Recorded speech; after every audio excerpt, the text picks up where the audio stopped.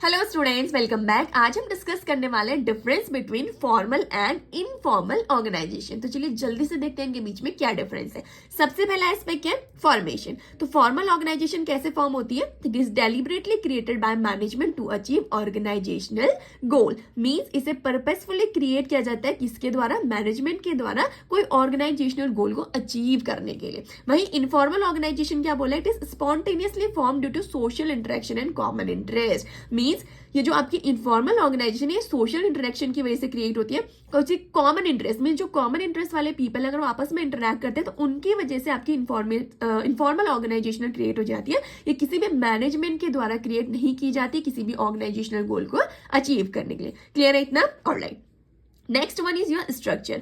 Formal organisation के case में देखो क्या होता है, यहाँ पे एक वेल डिफाइंड हायरार्की होती है, वेल डिफाइंड ऑर्गेनाइजेशनल स्ट्रक्चर होता है, यहाँ पे रूल्स होते हैं, आपके प्रोसीजर्स होते हैं और यहाँ पे एक well defined superior subordinate relation भी होता है। वहीं इनफॉर्मल ऑर्गेनाइजेशन के केस में कोई फॉर्मल हायरार्की नहीं होती है, कोई फिक्स स्ट्रक्चर नहीं होता है, ना ही कोई यहाँ पे एक सुपीरियर सबऑर्डिनेट रिलेशनशिप एग्जिस्ट करती है। Next one is your communication. अब देखो फॉर्मल ऑर्गेनाइजेशन के केस में क्या होता है, all information passes through scalar chain. अब ये स्केलर चेन क्या होता है अगर आपको नहीं पता तो मुझे कमेंट सेक्शन में बता देना, मैं आपको इसमें अलग से वीडियो प्रोवाइड कर दूंगी। ठीक है, तो फॉर्मल ऑर्गेनाइजेशन के केस में क्या होता है, सारी इन्फॉर्मेशन पास होती है स्केलर चेन के through.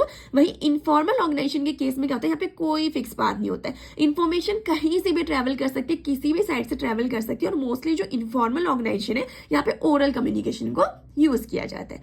Next one is your flow of authority.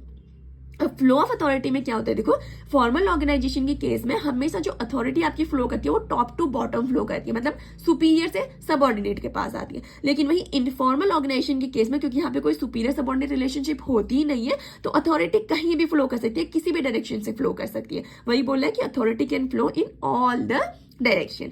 Rules and regulation की बात करें तो फॉर्मल ऑर्गेनाइजेशन के केस में स्ट्रिक्ट रूल्स एंड रेगुलेशन होते हैं और सारे इंप्लॉइज को हर एक रूल्स एंड रेगुलेशन को स्ट्रिक्टली फॉलो करना होता है। बट वही इनफॉर्मल के केस में there are no strict rules and regulations. Leadership की बात करें तो फॉर्मल ऑर्गेनाइजेशन के केस में डायरेक्ट रिलेशन होता है between your authority and leadership, और जो पर्सन जिसके पास हाईएस्ट अथॉरिटी होती है उसी को जनरली यहाँ पे लीडर कंसीडर किया जाता है। वही इनफॉर्मल ऑर्गेनाइजेशन के केस में there is no relationship between leadership and your authority.